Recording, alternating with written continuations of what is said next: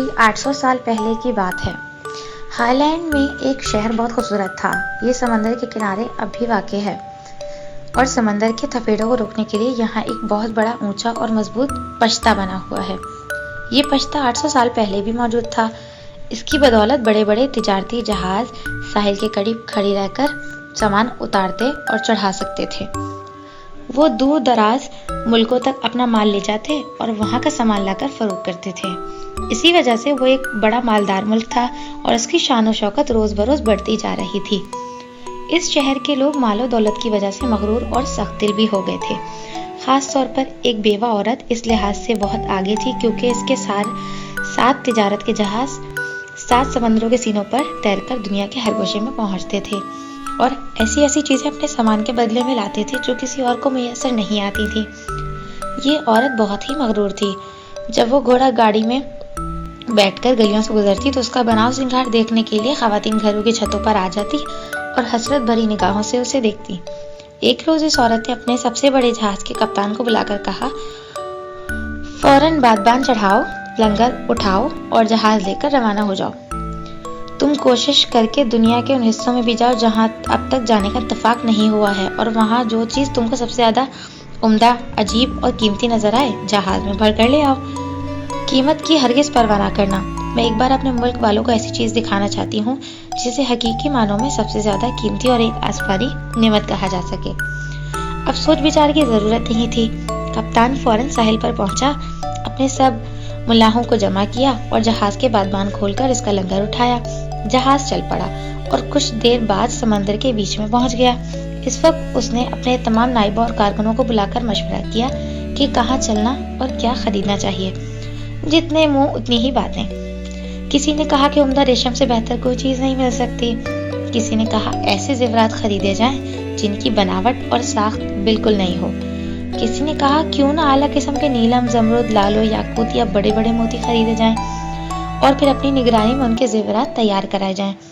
لیکن ان سب چیمہ گوئیوں کے دوران میں ایک کمزور سا ملا، جس کے بارے میں کہا جاتا تھا کہ وہ ہمیشہ فاقے کرتا رہا ہے، کسی قدر ہچکچاتا ہوا بولا، معلوم ہوتا ہے کہ تم لوگوں پر کبھی برا وقت نہیں آیا، اسی لیے تم کسی چیز کی صحیح قدر و قیمت کا اندازہ نہیں کر سکتے۔ بتاؤ جب تم بری طرح بھوکے پیاسے ہو تو کون سا ہیرا یا موتی، زیور یا کپڑا کھا پی کر زندہ رہ سکتے ہو؟ اطمینان کی زندگی کے لیے خوراک کا ایک لقمہ، پانی کا ایک گھونٹ اور عمدہ ہوا میں ایک سانس سب سے زیادہ قیمتی ہے۔ اسی لیے کھانے کی چیزوں کی اہمیت سب سے زیادہ ہے اور کھانے کی چیزوں میں گیہوں ہمارے لیے بنیادی غذا ہے۔ دنیا میں اس سے زیادہ قیمتی چیز کوئی نہیں۔ میں نے زندگی میں بہت سے فاقے کرنے کے بعد یہ رائے قائم کی ہے، اگر تم ان پہلوؤں پر غور کر لو تو میرے ہم خیال ہم امیر ہو جائیں گے۔ سب لوگ حیران رہ گئے۔ ملا کی بات دل میں اتر گئی۔ سب نے یک زبان ہو کر کہا، گیہوں سب سے زیادہ قیمتی چیز ہے، پورا جہاز اس سے بھر لیا جائے کہ جب قحط پڑے تو اس کا مقابلہ ہو سکے۔ لہٰذا جہاز کا رخ سرزمین مصر کی طرف پھیر دیا گیا، جہاں کا گیہوں سب سے زیادہ اچھا اور صحت بخش ہوتا ہے۔ وہاں پہنچ کر کپتان نے گیہوں کے مالکان سے ملاقات کی اور بڑے بڑے ذخیرے خرید کر جہاز کے اوپر تک لاد لیا۔ اب ادھر کی سنیے۔ جہاز روانہ ہو جانے کے بعد خدا کی کرنی ایسے ہوئی کہ اس پورے خطے میں سمندری طوفان کی صورت میں بہت بڑی آفت آ پہنچی، جس کی وجہ سے تمام کھیت، فصلیں اور بڑی تعداد میں لوگوں کے مکانات وغیرہ زیر آب آ گئے اور فصلوں کو شدید نقصان پہنچا۔ حالت یہاں تک آ پہنچی کہ وہ خطہ جہاں رزق کی کمی نہیں تھی وہاں لوگوں کو فاقے پڑنے لگے۔ خود مغرور عورت کے گودام بھی غلے اور دیگر کھانے پینے کی اشیاء سے خالی ہو گئے تھے۔ پڑوسی ملکوں سے امداد کی درخواست بھی رد ہو چکی تھی۔ ایسے میں وہاں کے لوگوں سمیت اس مغرور عورت کے بھی ہوش ٹھکانے آ گئے تھے۔ عورت کی صحت دن بدن گرتی جا رہی تھی۔ پورے ملک میں سخت مایوسی کی کیفیت پھیلی ہوئی تھی، یہاں تک کہ ایک روز بہت دور سمندر کے سینے پر جہاز کے مستول نظر آئے۔ بچے، بوڑھے، عورت، مرد سب طرح طرح کے خیالی پلاؤ پکا رہے تھے۔ نہ جانے جہاز پر وہ کون سی قیمتی چیز آئے گی۔